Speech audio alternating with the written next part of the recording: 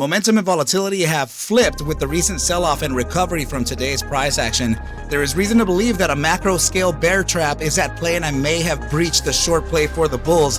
This is a full thread of analysis, so grab yourself a comfortable seat because this could be the start of something enormous. Welcome back to this happy Friday. This is ARCa and let's dive into ticker symbol FNGR. Let's kill them, team.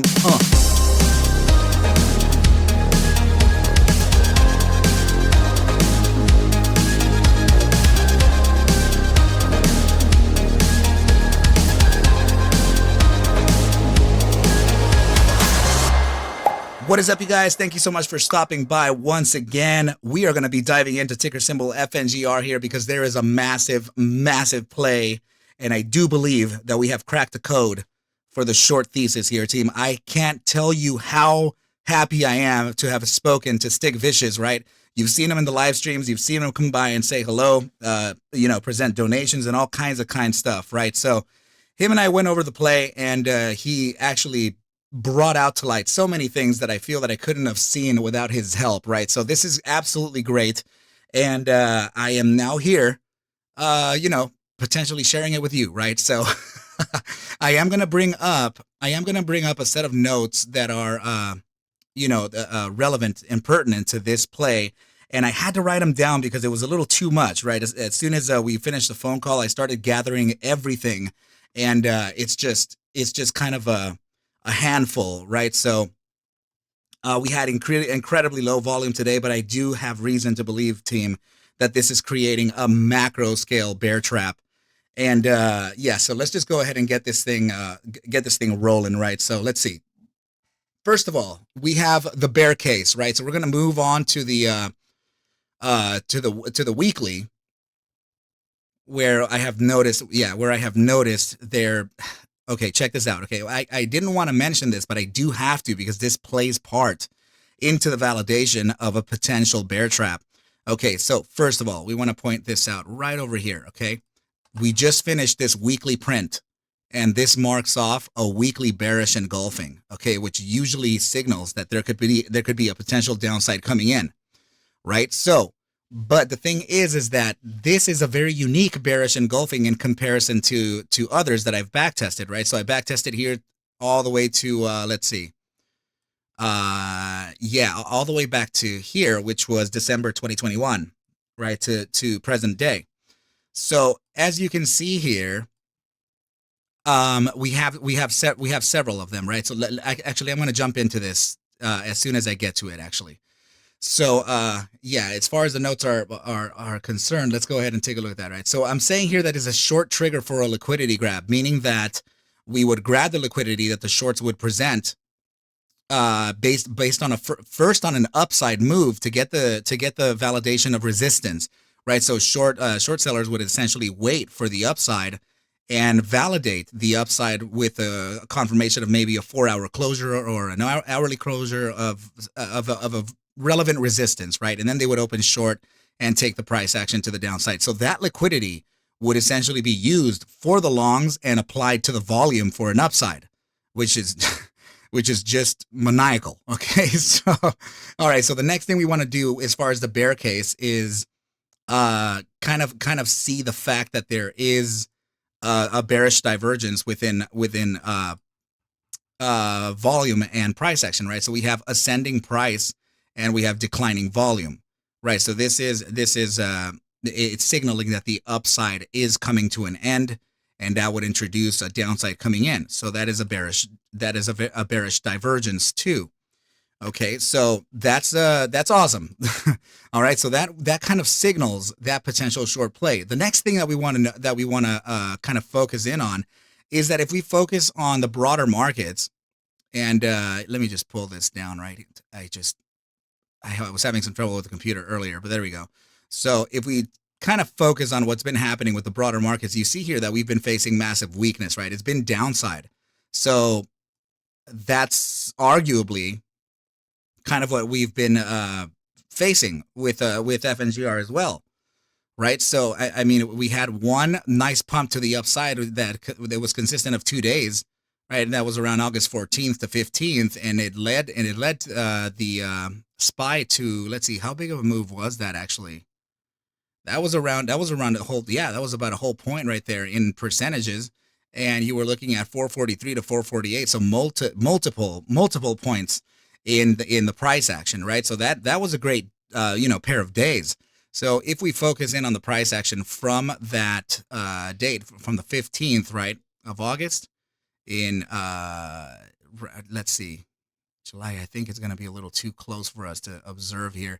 Yeah, okay, it is still within our current candle. So the top side of the current candle is about 592. So that's where we were, right? Just when the SPY was creating that little bit of strength on those 2 days.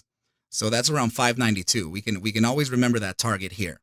Okay, so let's continue on here. So yeah, we have the bearish engulfing on the weekly, right? We have the ascending price with declining volume as a bearish divergence, and we have the broader market weakness.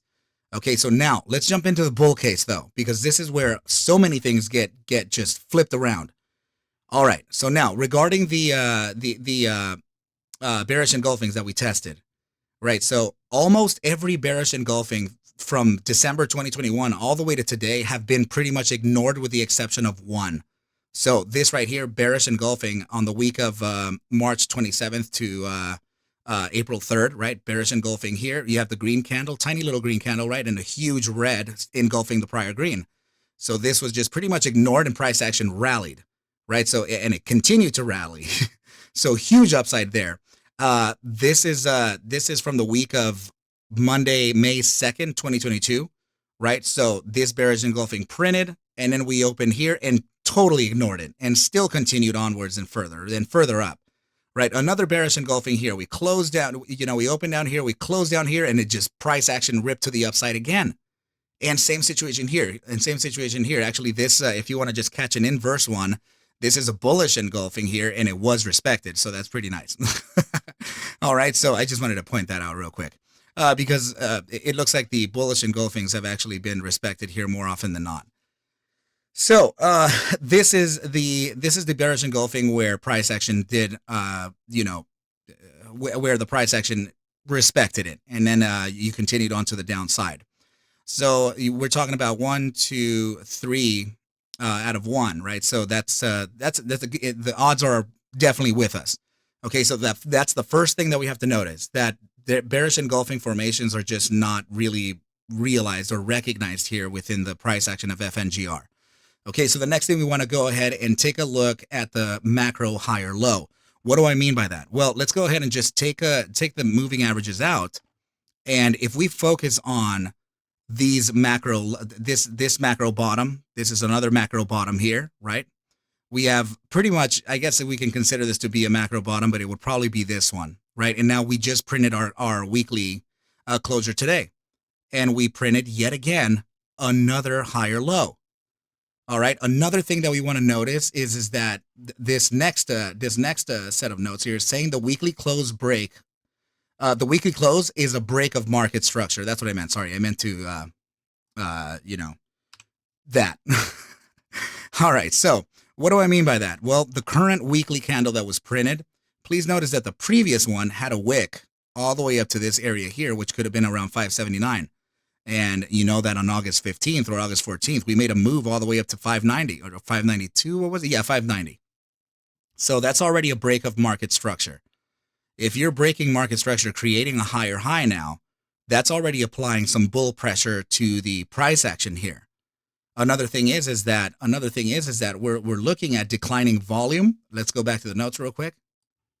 Right, I hope you've been able to see these, right? Because I've been I forget that I have the notes like this, right, from the portrait screen next to me. So yeah, the next set of notes that we want to look at is the declining volume, right? So yes, we have declining volume with ascending price action, but that isn't really pertaining to the upside here. It's actually pertaining to the pennant. So this bull pennant is actually something that can be recognized when we're building an upside. So as soon as we get this like top side blow off here, this thing will start reaccumulating and consolidating and converging, right? So this is an accumulation period, and it's called a bull pennant because it's built during an upside. during an upside because yeah, from all the way down here, $1.28, all the way up to that $7 top, 717 that was faced in July 2023, and then we started kind of reaccumulating again. Right. So, and now what I would like to point out here is that yes, we have essentially achieved the apex of the triangle. Arguably we're at pretty much at I would say 85 to 90% the apex on a 4-hour time frame. So it would be ideal for this to start breaking out fairly soon.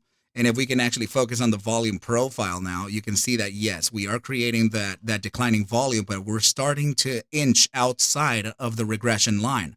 So we've been respecting this regression for quite some time. And this declining volume paired with a symmetrical triangle, it's a validator of the triangle itself. So it's important for us to notice those details, okay, team? So now, assuming that we would break out from this point here, sorry, let me just go ahead and do this. Assuming that we would break out from this point here, let me just go ahead and take the price action like this, right? Because I did adjust the targets ever so slightly. So let me just go ahead and move that out of the way as well because we're not going to need it right now, or this. Okay, so taking this and assuming that we would break out on, come on Monday or something, this is taking us to a price of about what? $5.85. And we just spoke about August 15th being that 592 top. Right? So with bull pressure. So why is that though? Right? So why is that the case? Well, that requires the SPY. I don't know if you've noticed, but the broader markets, of course, they've been bleeding. Just like, I'm sorry, let me just pull this down real quick. This is where it's starting to get juicy. So if you're still in here, congratulations. This is going to get really ridiculous now. Okay, so yes, we have that we have just all this price action to the downside, and then we got this massive upside for 2 days straight, and it reached that top side on August 14th, and that's why I'm saying that we have that resistance top side on our price action, but that's not really it. If I go to this chart here and show you something, then you're gonna be like, okay, well, this is making sense now. We have a downside pivot, arguably, right, on stochastic momentum here for the SPY, and we have decreasing volatility from a critical expansion. So what I'm showing you here is that we're not really paying attention to this. We're paying attention to the RSI. Take a look at this. We're at the bullish control zone. Well, the bullish control zone being the top half, right? This is the bearish control zone. We're in the gravitational zone of the bull weakness percentile, which is just so happens to be with the SMA 14. And we've used the SMA 14 several times as a bounce and a continuation to the upside. And look what we're doing again. But this time around, we're in this gravitational zone, just like we were down here. We were in the gravitational zone of the bear weakness percentile here, and we used it to catapult ourselves to the top side. And now we're coming back to the gravitational zone of the bull weakness percentile, which could, yeah, we could be entering a bull cycle here. This is the support. We're at the support on the bi-weekly time frame. This is macro. Now, next thing, take a look at the price action. Look where we're bouncing off of. We're literally bouncing off of the SMA 10 on a bi-weekly. And we've been using that SMA 10 as a kind of a guide towards that upside, right? So this whole downside, right, was kind of the reason we saw FNGR face a downside overall. Next thing is that this could already be the end of this downside because this was the bi-weekly bearish engulfing here on the SPY. This could be very well the end of that downtrend, and we could be correcting almost immediately here. Okay, so if we do start correcting to the upside, that means that we're going to be facing upside momentum. So this is where the criteria comes in. I've backtested volatility versus momentum on the bi-weekly chart throughout the entire trading history of the SPY. So these are all my sample sets. And this is the data set after those samples. The criteria behind what I'm speaking of here, I'll just give it to you real quick. Oh man. All right. So you are looking at any time that volatility has expanded into, let's just use this one for example, right? Yeah, we'll use this one for example. Anytime that volatility has expanded into the critical zone, I have taken note of first of all stochastic momentum with an upside pivot. So the duration of that iteration, right? The upside thrust from that iteration to the end of its cycle, and the amount of times that volatility versus momentum have guessed the upside correctly versus incorrectly. So that has given us this data set back here. I need to update this. Actually, no.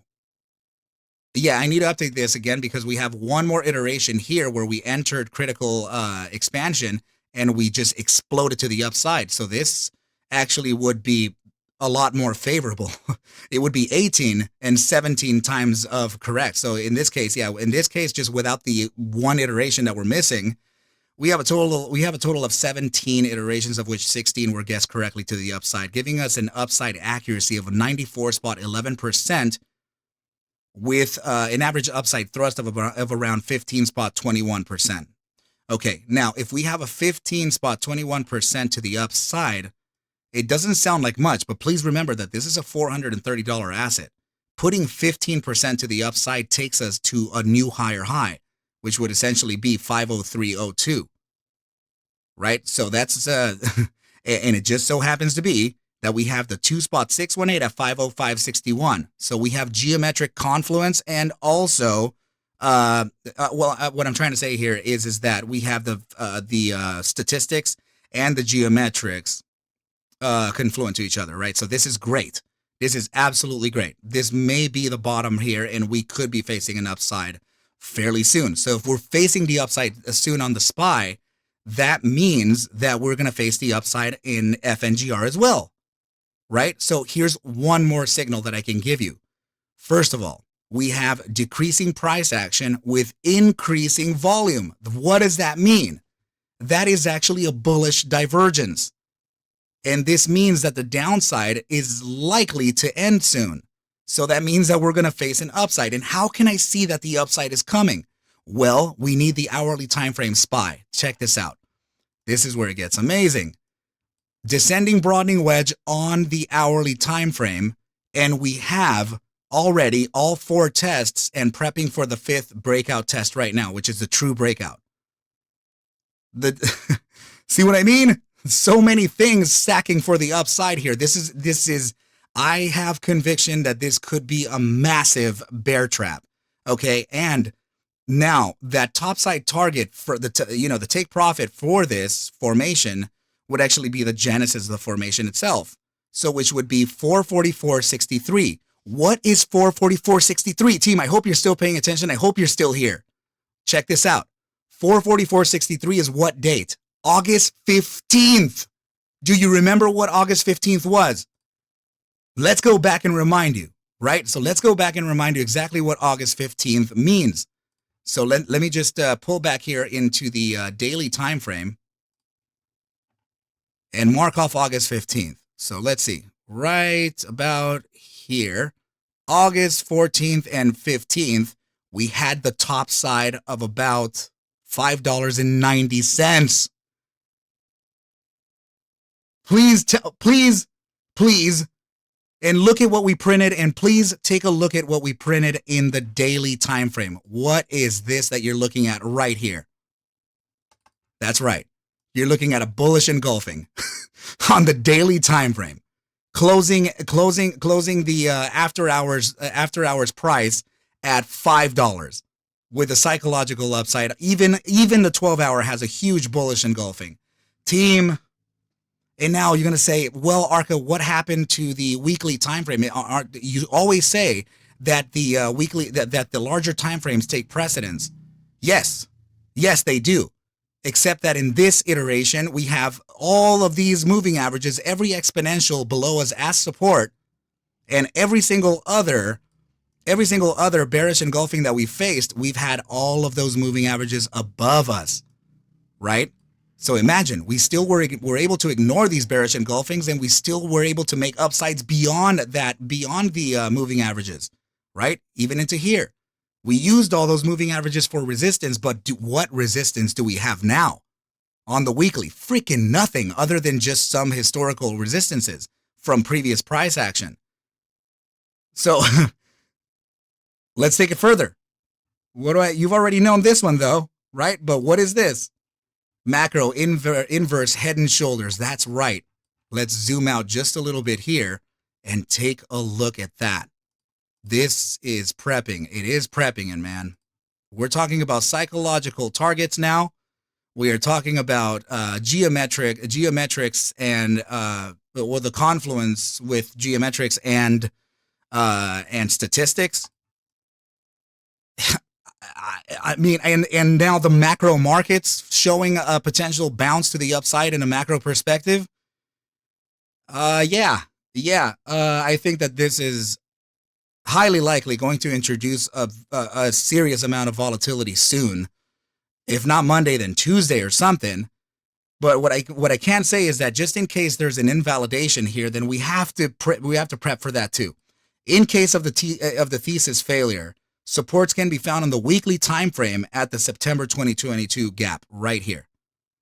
Okay, so if that macro bearish engulfing happens because ARCa is saying that the upper time frames carry more weight, they do. But what happens? Right, this is the support beyond that, right? So regarding that, okay, but what happens when you're getting daily signals? Right. And also what happens when you're getting an upside? So, oh man, more to the bull thesis. We're testing the support of this macro breakout. I forgot to show you this. And we're getting even closer to the bi-weekly silver cross, by the way. Right. So we already saw that we got that weekly silver cross on July 24th. The bi-weekly is inching closer. And we're testing and we're validating this breakout before a continuation to the upside. Please remember all that. There is just a massive amount of confluence here. And I do think that something is preparing. So let's go. Remember what time frame I give you as the minimum time frame, right? So let's just go ahead and notice volatility versus momentum here. I hope you're still here. I'm sorry this video is long, but damn it, man. This is too important. Okay, upside pivot on stochastics, increasing volatility on the bi-hourly. Let's go ahead and look at the 3-hour. 3-hour upside pivot in the bullish control zone. We're in critical contraction here. Upside pivot on the MACD with increasing bull pressure. Damn, the 4-hour time frame being my minimum, already showing a curvature and volatility, meaning that it's bound to correct. Massive upside pivot on the stochastic momentum. Decreasing bear pressure. Bullish cross already happening or barely about to happen.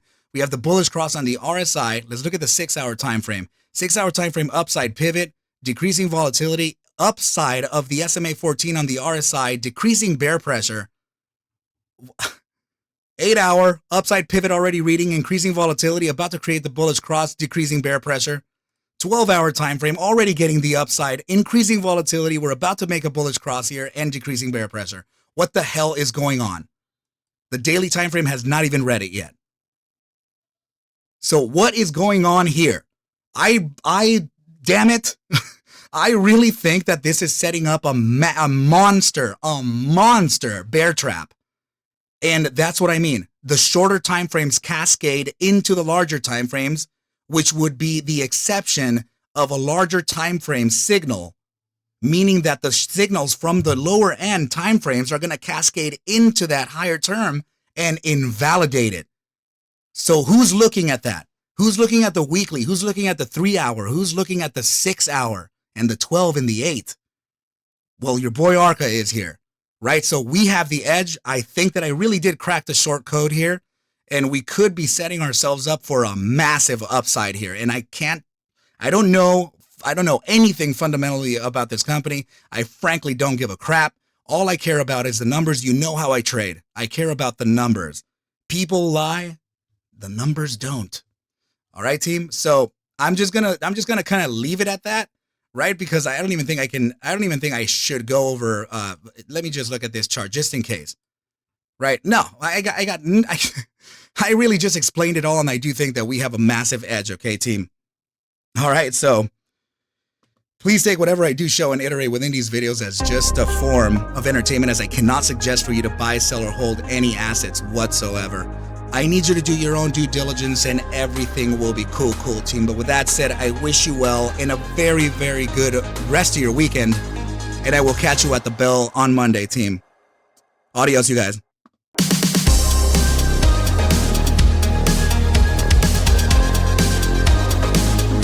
broke the code, I broke the code. Yeah, yeah, yeah.